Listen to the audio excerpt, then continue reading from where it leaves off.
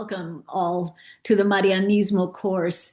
I'm Dr. Sandra del Castillo, and a little bit about myself before I introduce the course.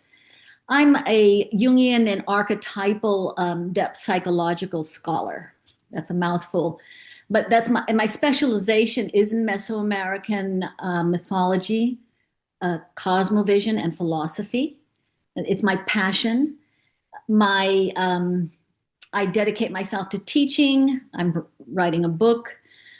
And I also run a podcast called Blue Medicine Journal. It's a Jungian podcast. And we look at the world through myth, dreams, and ritual art. I'm also a ritual artist. And what that means is that my art is based on dreams and mythology and imagination. And so we'll be looking at some of that in this course.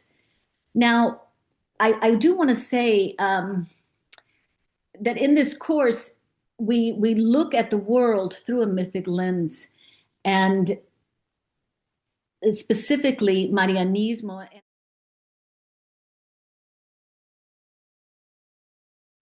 How does, depth psychology give us this unique lens for understanding a cultural complex that is embedded in Marianismo? Now, first, I want to define for the listeners what is Marianismo in this context. So it refers to a cultural ideal of feminine virtue that is based on an image of the Virgin Mary that was imposed and has been imposed for centuries by a brutal and misogynistic patriarchy. Well, this phenomenon extends to Europe as well, which was where the Inquisition began. We explored here in the context of the Chicana and Latina populations, in particular because Catholicism is still a very prevalent religion among our communities. The repercussions of the distorted interpretation of the divine feminine and its erasure has taken its toll, which is what we explore here in the form of complexes, both personal and cultural. So about the course, it begins, we introduce Jungian depth psychological concepts in order to unearth some of the wounds that have been buried for lifetimes. They're intergenerational. And I think it's important to know it's called depth psychology because it reaches below the surface to bring what is unconscious to consciousness. Our deepest wounds live mostly buried and forgotten, but they don't disappear. They live on in the shadow or in the complexes, deeper still in the unconscious. So unless the wounds are tended, they fester and gain autonomy. And when triggered, they act out in brutal ways. So I think I always like to give the example of jealousy or envy. These are things that we don't invite, but they are expressions of a complex that possess. And when they're untended, well, they break out to, in brutal ways too. And when a complex is all three, it's personal, cultural, and collective, countries will go to war. So we, in this course, it is a call to consciousness. Jungian depth psychology is mythologically informed. We approach healing, as soul tending, and we view myth, dreams, and fairy tales as the living and metaphoric language of the soul. So this also includes biblical stories, which we don't read as concrete facts or historically, but rather as the language of the soul. The figures of myth and dreams and biblical represent archetypal qualities and styles of consciousness, from the instinctual realms, on a spectrum, to the spiritual and everything in between.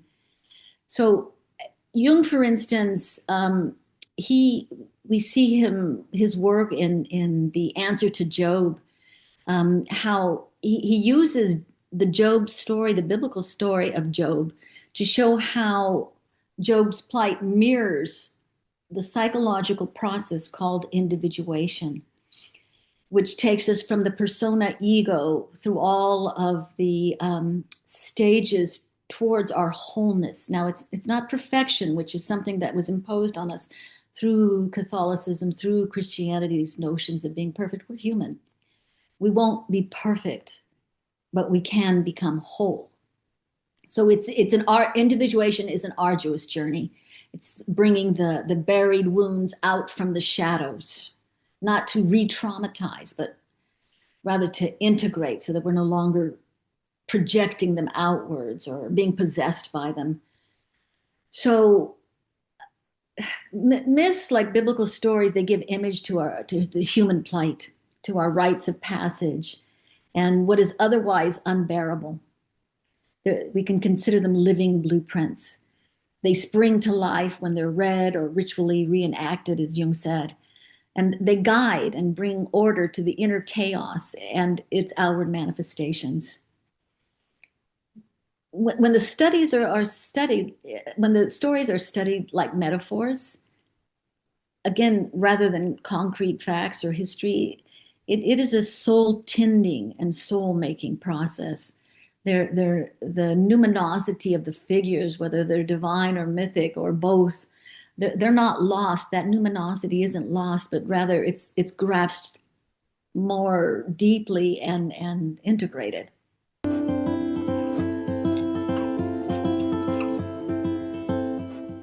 What role will the archetypes like La Virgen de Guadalupe, La Malinche, who in my module we call La Malincine because she is an evolving, all of these are evolving images of the divine and iconic feminine. And as archetypal figures, they dwell deep within our conscious and unconscious realms. So these are our ancestral archetypes, divine and iconic feminine, that mostly have either been erased or have been, like in the case of Coatlicue, or they've been demonized or just warped by, again, that patriarchal, misogynistic need to control. And I'll be discussing concepts like the intrapsychic split that came as a result of what they've done with the divine feminine. But these stories and their symbols in this course, we will be freeing them, from these confines, from their ancient, and ourselves, from their ancient taboos, their erasure, the imprisoning images, and the demonization that was imposed on them. So to me, this is sort of my area that I'm passionate about. That's it's to me the true gold that was lost to the conquest, and we will be restoring, the might and the glory of the divine feminine in the way we understand them and in our lives, in the here and now, and beyond, in indigenous wisdom for 7 generations to come, which is the aim of this module. Again, it's if archetypes are, represent styles and qualities of consciousness, instinctual realms, values, that dwell deep, deep within the unconscious. They're always present. And how we interact with them makes a difference when we begin the soul-making process of delving deep into their significance symbolically, putting that Jungian lens on them to understand their fuerza, the strength that they bring, both their creative and destructive forces. In the ancient worldviews, which is something that we also address in the course, these ensouled worldviews recognized everything as ensouled. It wasn't that humans only possessed a soul, but rather everything was ensouled in a world soul. We were embraced within this um, dynamic, psychodynamic process where the cosmos, from the furthest, remotest areas of outer space to the deepest inner regions of inner space are all interconnected.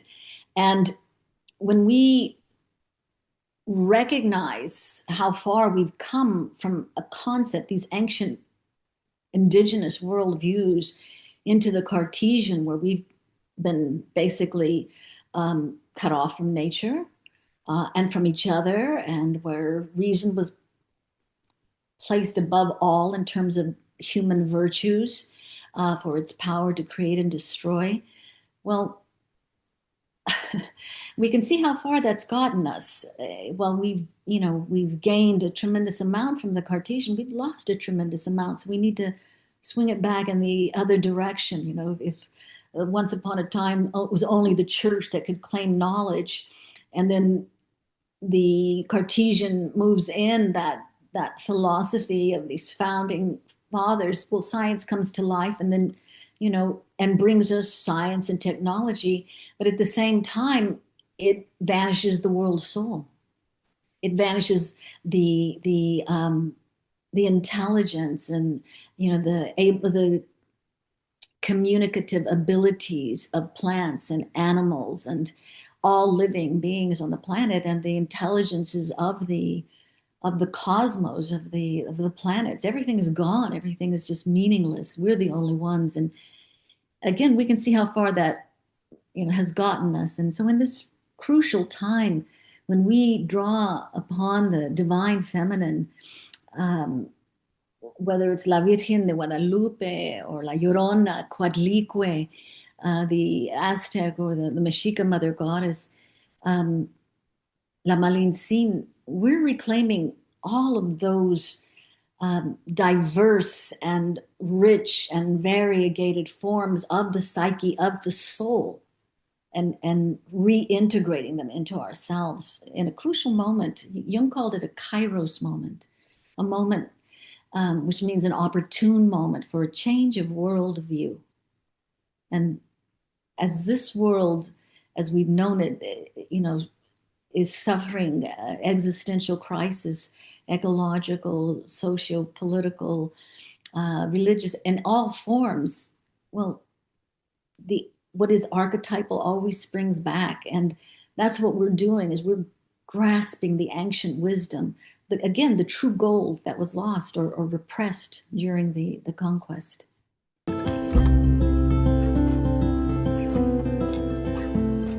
This is the first time I'll be teaching this course, but it's not the first time that I'm addressing these issues, because this course has a lot to do with the book that I'm writing, which is the Mesoamerican divine feminine. And it's the restoring, the reclaiming. And so for me, it has been and it continues to be a vocation in the truest sense of the word. It's a soul's calling that persists. In Jungian depth psychology, we say that it's the soul that pulls us forward, that writes the dissertation in the process. Of course, it could also be the self, which is our image of wholeness, our personal God image that is always pulling us, or our daemon in Hillman terms. So for me, researching the Mesoamerican mythology, philosophy, and cosmovision, it's an ongoing uncovering of mysteries, and really and truly a love affair with my cultural heritage. It's soul tending and soul making, and it gets so crucial in this Kairos moment. Uh, this for me began in earnest in 1990 when I moved with my children were still small at the time. Um, we moved to Michoacan, which is my cultural heritage. My father was 100% Purépecha, and and that's when I immersed myself into the Purepecha mythology, which was hard to find. This was pre-Google, right? And looking for the Purepecha mythology, which absolutely fascinated me and entered my dreams, and also the indigenous healing arts, the curanderismo, which I began studying throughout Mexico. I lived in Michoacan and four other states in Mexico for a period of 15 years. And it was the most enriching experience of my life. And when I moved back in 2005 to California, I knew I needed a master's degree. And then it became a PhD, but I wasn't sure what I was going to get it in. And so I literally looked up, I found Pacifica because I looked up master's degree and Joseph Campbell.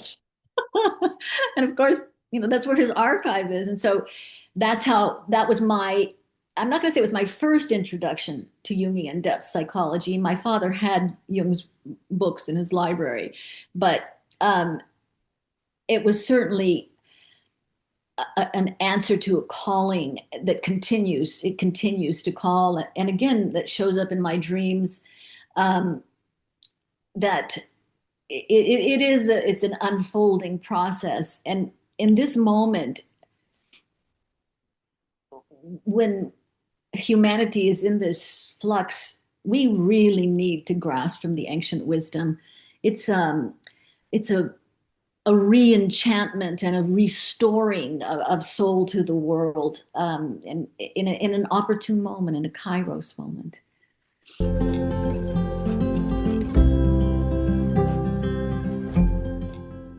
A transformative tool or perspective that I would leave the participants with from this session, it would be to learn how to read your personal lives and the world through a mythic lens.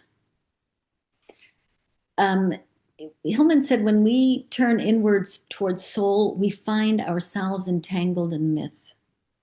So delve into the mythologies of your cultural heritage. Read them with that Jungian lens, that metaphoric lens of as living and potentials both within and without. It really developed that curiosity to keep a dream journal at your bed. These are all the language of the soul, right? It's all a process of soul making, which we need, because what we're doing, we're in a process of restoring and healing our souls, but also restoring soul to the world. If Campbell said that mythology is the dream of the culture, then our dreams are our personal myths. So I would say get curious about your personal myth and the mythology of your culture. Cultivate an archetypal eye and feed your soul.